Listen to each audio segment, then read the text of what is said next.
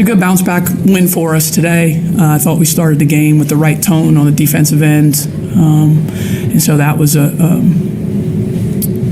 that was by design for us to get back to our normal. What if the most electrifying athlete in a generation was deliberately barred from the world's biggest stage?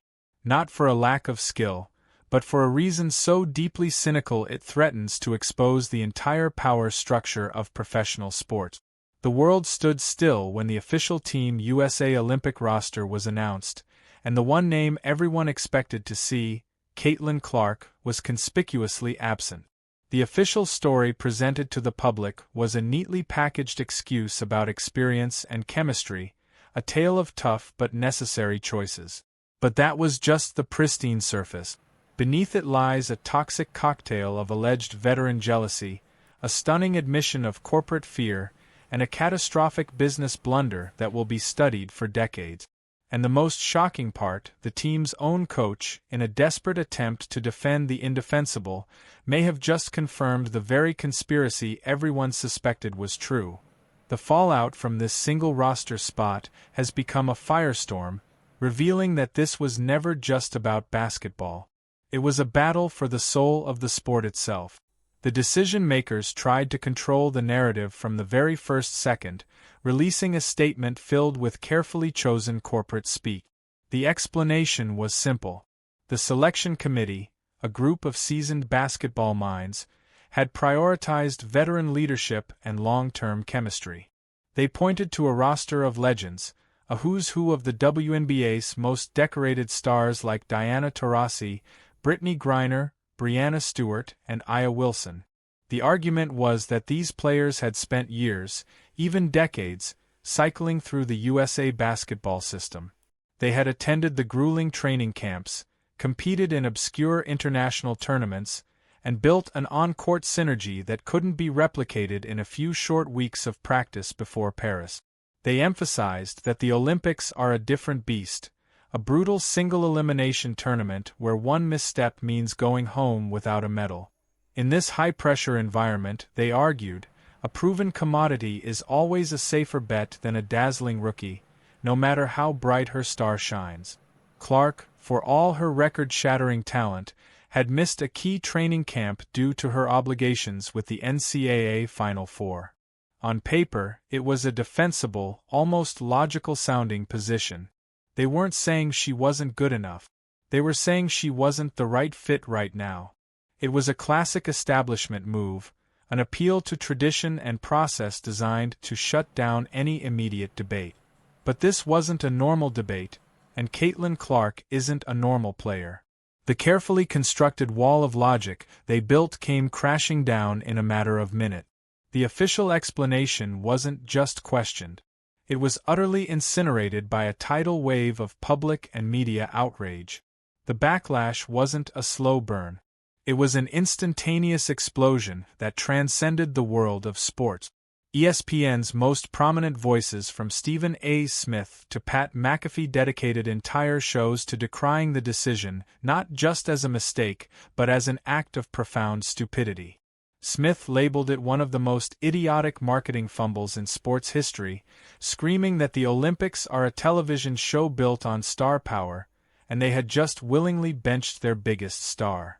The conversation dominated every sports talk radio station, every debate show, and even bled into mainstream news. Social media platforms like X and TikTok went into a complete meltdown.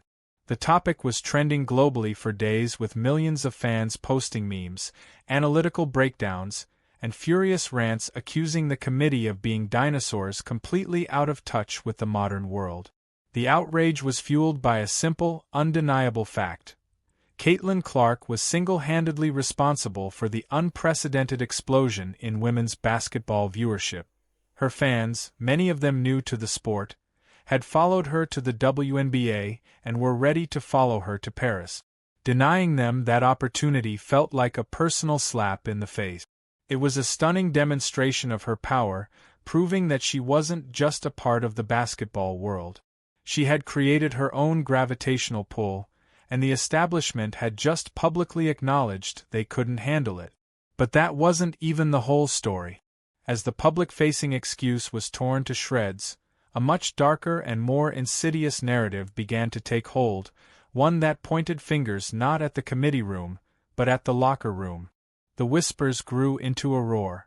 Was this a deliberate act of sabotage by the league's established veterans? Old quotes were unearthed and recirculated with new, damning context.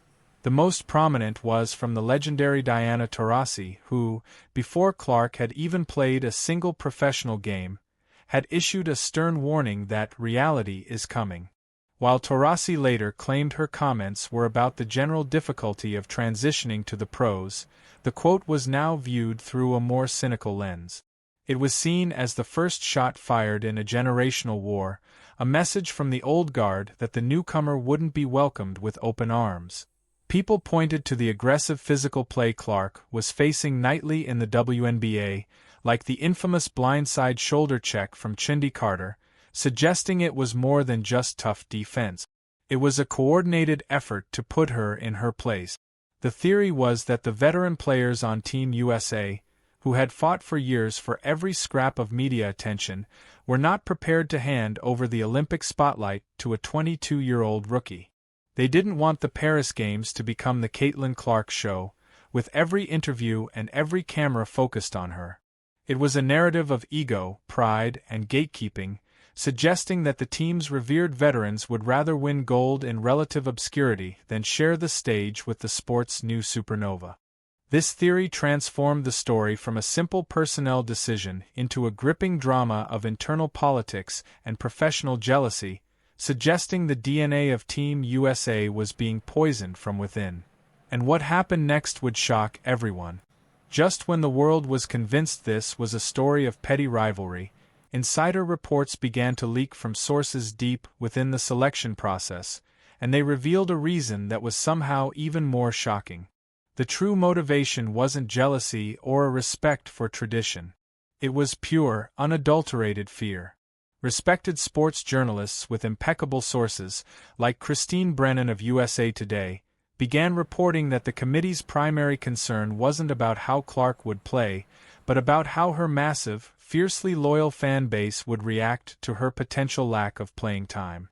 They reportedly gamed out a nightmare scenario where Clark would be the 11th or 12th player on the roster, sitting on the bench during critical moments while established stars logged the major minute.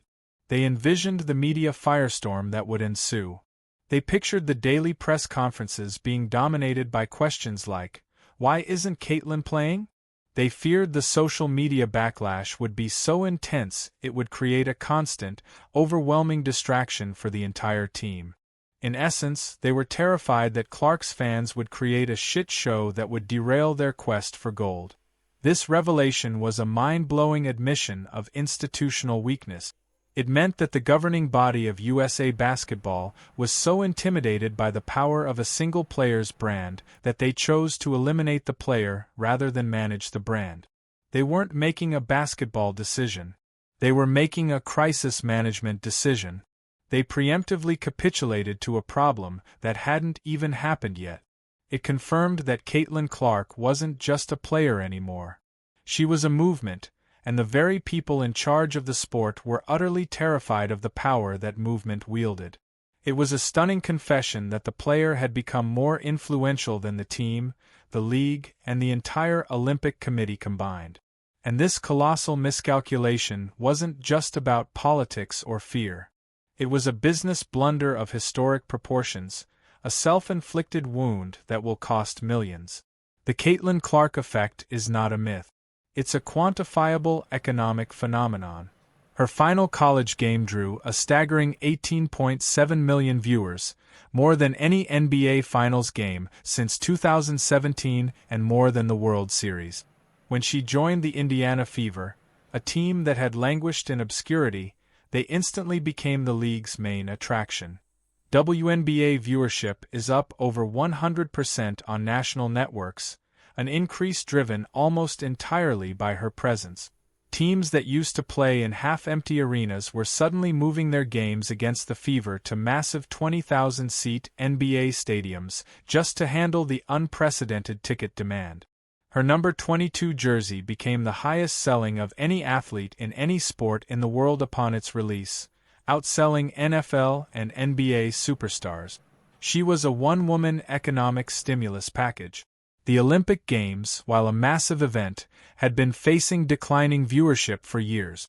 They had been handed, on a silver platter, the single most compelling, marketable, and culturally relevant athlete in America, and they told her to stay home.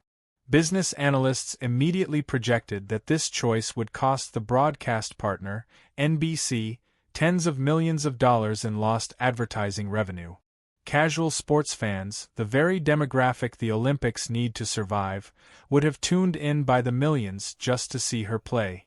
It was a level of marketing malpractice that was almost impossible to comprehend. They weren't just leaving a player off a roster. They were willingly turning away a generational audience and a river of gold, all for the sake of avoiding a potential public relations headache. In the swirling vortex of media criticism and fan outrage, one person's voice was needed to calm the storm: the head coach, Cheryl Reeve. As the leader of Team USA, it was her job to stand before the world and defend the decision. But when she finally spoke, her words did the exact opposite. Instead of quelling the controversy, her statements were widely interpreted as the final, definitive confirmation of the entire conspiracy. Reeve leaned heavily on the company line, repeatedly emphasizing the value of the veteran core and the unique rigors of international play. She spoke at length about the team's established defensive schemes and offensive sets, implying that integrating a high-volume, ball-dominant rookie like Clark would be too disruptive on such short notice. But it was her tone and the unwavering focus on protecting the existing system that came across as so telling. Every word seemed to be a defense of the old guard.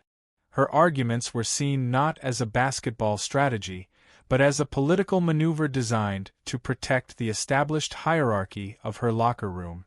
By refusing to even acknowledge the massive, unprecedented value Clark would bring, she sent a clear message: the establishment comes first. Her defense was perceived as proof positive that this was a system closing ranks, a coach protecting her veteran players from the disruptive force of a new star. This was the moment the video's title became reality. The coach, in her attempt to explain it, had just confirmed everyone's worst fears about the politics at play. Her words cemented the idea that Clark wasn't just left off the team. She was being pushed away by an institution that feared her power. While the entire sports world was engulfed in flames, the person at the very center of the inferno remained remarkably calm. When Caitlin Clark was inevitably asked for her reaction to the snub, she delivered an answer that was a masterclass in diplomacy and grace. There was no anger, no bitterness, no hint of disappointment. She simply stated that she wasn't disappointed and that she knew she had something to work towards for the future. She praised the women who made the team, calling them the greatest players on earth, and pledged to be their biggest fan, cheering them on from home. Her response was so mature and professional that it was almost jarring. It single-handedly dismantled the committee's reported fear of her creating a media circus. Here she was in the face of the biggest professional slight of her life, acting with more composure and class than anyone else involved in the entire saga. Her graceful response was a strategic masterstroke. It made her look like the only adult in the room and made the decision-makers appear even more paranoid and foolish. She didn't have to fight the battle because her millions of fans were doing it for her. By taking the high road, she won the war of public opinion without ever firing a shot, further cementing her status as a figure whose influence transcends the court. Ultimately, the great Olympic snub of 2024 was never truly about one player or one roster spot. It became a monumental event that held a mirror up to the world of professional sports, and the reflection was not flattering. It exposed the deep-seated resistance to change within old institutions, the powerful influence of veteran politics, and the shocking degree to which corporate fear can override common sense and billion-dollar business opportunities. The official excuses about experience and chemistry evaporated under the heat of a much more compelling story: a story of a system so terrified of a new star's brightness that it chose to stay in the shadows. It was a clash between the past and the future, and in this first major battle, the past chose to barricade the doors. The lingering question is a haunting one. Did Team USA make a disciplined choice to protect its championship culture?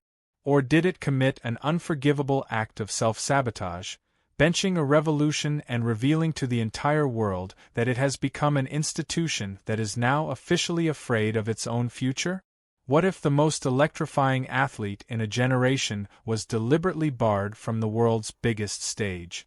Not for a lack of skill, but for a reason so deeply cynical it threatens to expose the entire power structure of professional sport.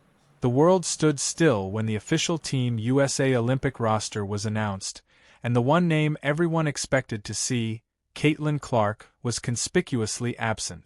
The official story presented to the public was a neatly packaged excuse about experience and chemistry, a tale of tough but necessary choices. But that was just the pristine surface. Beneath it lies a toxic cocktail of alleged veteran jealousy, a stunning admission of corporate fear, and a catastrophic business blunder that will be studied for decades. And the most shocking part, the team's own coach, in a desperate attempt to defend the indefensible, may have just confirmed the very conspiracy everyone suspected was true. The fallout from this single roster spot has become a firestorm, revealing that this was never just about basketball. It was a battle for the soul of the sport itself.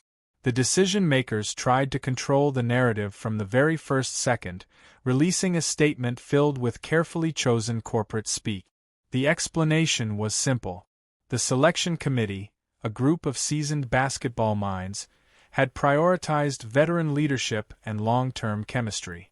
They pointed to a roster of legends, a who's who of the WNBA's most decorated stars like Diana Taurasi, Brittany Griner, Breanna Stewart, and Aya Wilson. The argument was that these players had spent years, even decades, cycling through the USA basketball system. They had attended the grueling training camps, competed in obscure international tournaments, and built an on-court synergy that couldn't be replicated in a few short weeks of practice before Paris.